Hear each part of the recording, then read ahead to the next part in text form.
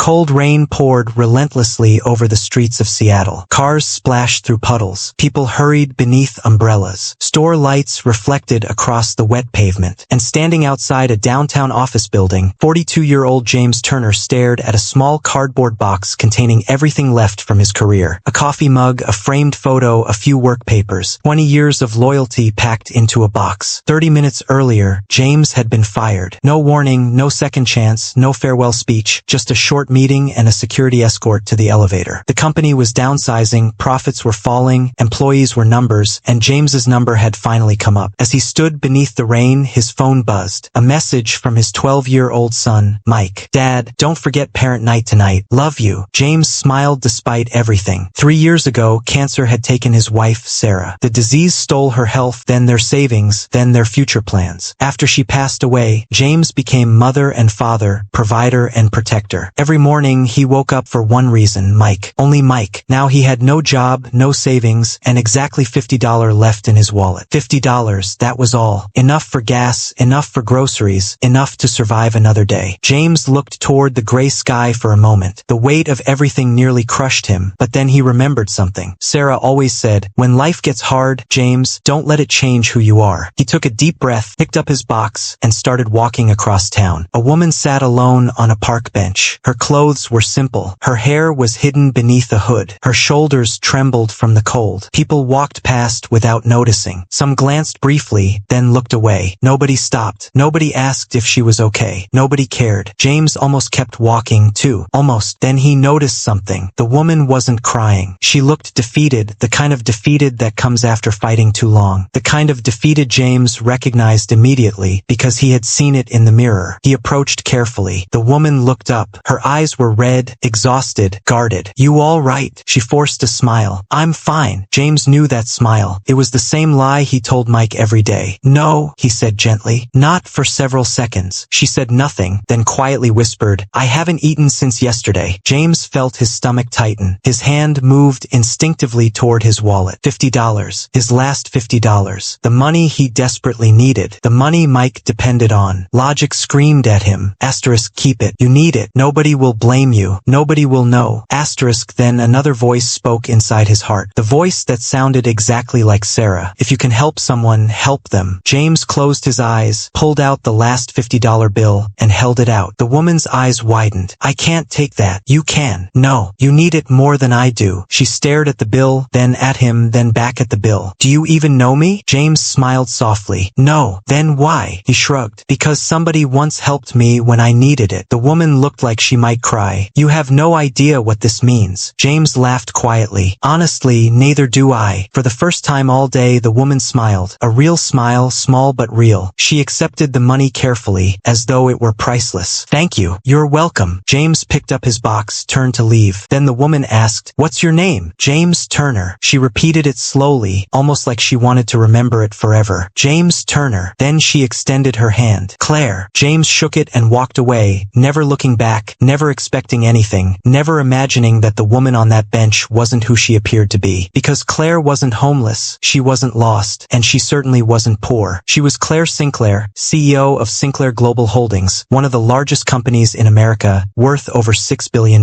That morning, she had disguised herself to conduct a private social experiment, a test she performed every year to understand how ordinary people treated strangers when nobody was watching. Most ignored her, some mocked her, a few offered sympathy, but only one person gave away his last $50. That person was James Turner, and Claire couldn't stop thinking about him. That night, she ordered her executive team to investigate. What they discovered shocked her. Widower, single father, recently fired, no criminal record, no debts beyond medical bills, excellent work history, respected everywhere he worked. And most importantly, the $50 he gave her was literally the last money in his account. Claire stared at the report, speechless. He gave away his last $50? Yes. Knowing he had no job? Yes. The room became silent. Finally, Claire spoke. "Find him." 3 weeks later, James sat inside his tiny apartment reviewing job applications. Rejection after rejection. Interview after interview. Nothing. Bills piled higher. Savings disappeared. Hope became harder to find. Then a black luxury vehicle stopped outside his building. James frowned. A knock followed. He opened the door. 3 people in expensive suits stood there. Behind them was Claire, except this time she wasn't wearing worn clothes. She wore an elegant navy suit, diamond earrings, and the quiet confidence of someone accustomed to power. James blinked. Claire, she smiled. Hello, James. His confusion deepened. What is this? Claire stepped aside. The suited executives immediately straightened. One handed James a polished wooden box. James opened it. Inside was a silver key, not a house key, not a car key, a ceremonial company key. James looked up. What is this? Claire's eyes softened. A new beginning. He stared. I don't understand. Claire smiled. 3 weeks ago, a man with nothing gave away everything he had. James shook his head. It was $50. Claire replied. It was character. The executives exchanged glances. They had never seen their CEO speak this way. Claire continued. I own Sinclair Global Holdings. James nearly dropped the box. What? The executive beside her nodded. It's true. James looked stunned. The woman from the park bench, the hungry stranger, the person he thought needed help, was a billionaire CEO. Before he could speak, Claire handed him another envelope. Inside was an employment contract. Vice President of Community Operations. Salary, $250,000 per year. Full benefits. Education fund for Mike. Company vehicle. Stock options. James stared at the page. Unable to breathe, unable to think, unable to understand. Why? Claire smiled. Because skills can be taught, she pointed toward his chest. But integrity cannot. Tears filled James's eyes. Not because of the money, not because of the job, because for the first time since Sarah died, life had finally returned the favor. And as Claire placed the company key in his hand, neither of them realized something extraordinary. The key wasn't simply opening the door to a new career. It was unlocking a secret connection between James's late wife and Claire's family, a connection buried for 15 years, a truth that would soon shock both of them and change their lives forever. If this story moved you, hit subscribe to Enlighten Story and drop a comment below. We'd love to hear your thoughts.